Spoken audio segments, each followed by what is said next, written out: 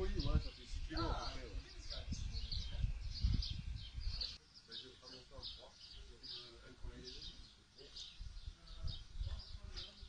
C'est parti. Victor Guillard, bonjour. Bonjour. Alors parle bien fort parce que distance de sécurité, masque obligatoire, geste barrière oblige. On est toujours en période Covid 2021. Nous sommes aujourd'hui le 29 mars et cette interview paraîtra 29 avril et 29 avril et cette interview paraîtra donc dans quelques jours sur Facebook Télé Béziers Sud. Nous sommes à Metz, un hors-zone. C'est le premier hors-zone qu'on fait hors du Biterrois. Mais tu nous le diras, tu agis sur le Biterrois, tu vas sur les marchés. Absolument. Et depuis un an, ta famille, donc toi depuis un an et ta famille depuis 3 générations, vous êtes dans l'huître, un petit peu dans la moule, dans l'huître aussi. On les montre. Alors, on va détailler, on voit différents, on en a goûté. Hein, on a déjà commencé, ouais. Donc là, vous les avez au stade où elles sont plus petites, hein, encore en cours de culture. Donc là, on a stoppé la croissance pour vous montrer. Les naissances, c'est les naissances, ça non pas encore. C'est les bébés là, comme on peut voir, sur celles qui sont mortes. Donc oui, ça arrive, il y en a qui meurent aussi. Donc on les a collées quand elles étaient petites comme ça, sur le fil, avec du ciment. On les colle par 3. Et après, elles poussent jusqu'à des fois cette taille-là. Ça avait 3 ans, ça. Là, celle-ci a 3 ans, elle fait 500 grammes. Mais celle-là, elle est hors taille. Une huître, vraiment notre but de faire une huître moyenne, c'est celle-ci. Tu peux nous l'ouvrir s'il te plaît là. Allez, on peut le faire, Elle pèse 500 grammes. À peu près, ouais. L'huître, le corps de l'huître, pas la... L'huître entière, l'eau, la coquille et la chair comprise.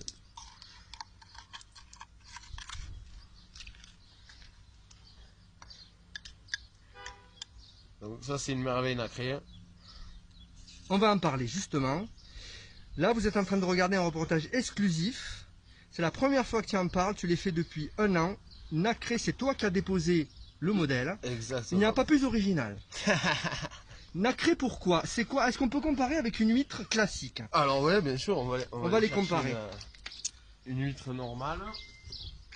Voilà, voici l'huître nacrée. Si vous avez l'habitude de manger des huîtres, faites la différence. On va vous montrer une huître classique. Une huître classique de l'étang. Comme font la plupart des ostréiculteurs. Une petite nacrée qui est à côté. Donc vous voyez déjà la différence de couleur. En fait, c'est vraiment sur le taux de chair. Nous, on arrive à comparer le taux de chair en soulevant la chair comme ça et en coupant le foie. Donc là, vous voyez, la graisse, elle est minuscule. C'est vraiment, il n'y a pas grand chose. Quand on coupe une merveille nacrée, voilà. Ouh là là, oui, la chair est énorme. La chair est énorme. Donc, beaucoup de protéines. Il y a beaucoup de gras. Tu m'as dit tout à l'heure, il en faut 12 normales pour faire une des miennes presque. C'est vrai? Ah, pas loin. 6 fois, au moins 6. Vous voyez. La quantité de chair, ça n'a rien à voir du tout. Impressionnant. Après, nous, en plus, derrière, on les affine, donc c'est pas salé du tout. Et du fait que c'est pas salé, vous n'êtes pas obligé de boire la bouteille de vin avec la douzaine d'huîtres. Ça peut avoir un côté sympathique aussi. Explique-nous la naissance de cette merveille nacrée. Comment, alors tu voulais te démarquer, tu as l'habitude de pas faire comme les autres. Je connais ça. J'ai toujours. Je connais ça. J'aime bien le faire pas comme les autres. Ouais. Donc du coup, nous, j'ai développé cette huître-là en collaboration avec mon fournisseur de Nessé. Donc on a vraiment fait une huître sélectionnée depuis à peu près, lui il a sélectionné une dizaine d'années, que les reproducteurs, les meilleurs reproducteurs pour arriver à faire une huître qui est très ronde, qui est parfaite en fait. Comme vous pouvez voir, elle est très très ronde, elle est plus bombée dessous que dessus, comparée à une huître, on va dire. On va comparer, ouais. Ça fait une fleur, tu m'as dit tout à l'heure. Ouais, moi j'aime bien les comparer à des fleurs en fait. C'est vrai. Ça fait vraiment on peut comparer avec toute la collerette, elles sont un peu roses. Une classique c'est comment donc c'est une huître classique. Hop, on va regarder ça juste. Alors là vous voyez, on a commencé à déguster. Moi j'ai goûté, c'est excellent. On fait aussi des huîtres classiques.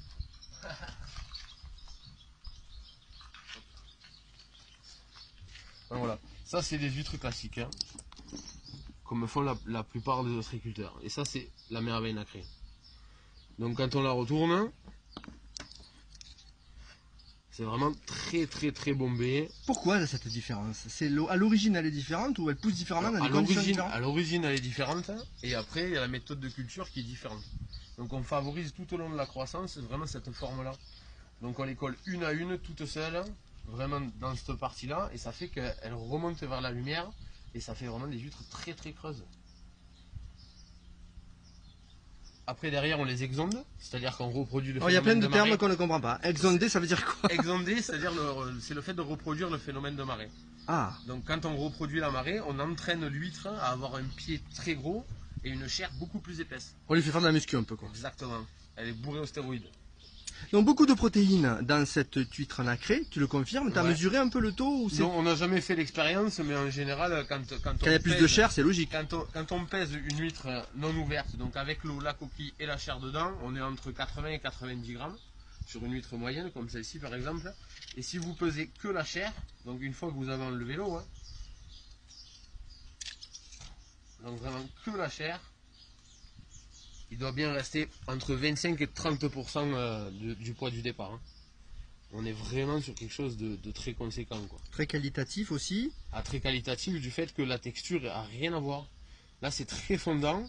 On a l'impression qu'il y a beaucoup à mâcher et tout, mais en Ça fait, peut pas du peut-être tout. intéresser des restaurateurs qui, on le dit, ne connaissent pas encore. Et ouais, c'est comme c'est nouveau. Parce ouais, qu'il y a eu ils le connaissent confinement, donc tu n'as pas eu le temps d'en parler trop, donc on est les premiers à en parler là. pas. Hein. Exactement. Ouais, vous êtes les premiers. Sur Télé Béziers Sud. Merci en tout cas. Peut-être faire une petite dégustation. Allez. Alors, on va... Attends. Je vais essayer de tenir, de changer la caméra. Est-ce que je peux? Tu veux que je le tienne du coup Ouais, mais ce serait pour... non, là, j'arrive pas à trouver le truc qui... Non, quand on est en enregistrement, on peut pas tourner la caméra, mais... Voilà, mais je vais te filmer. Vas-y. Hop. C'est vraiment une condition du direct.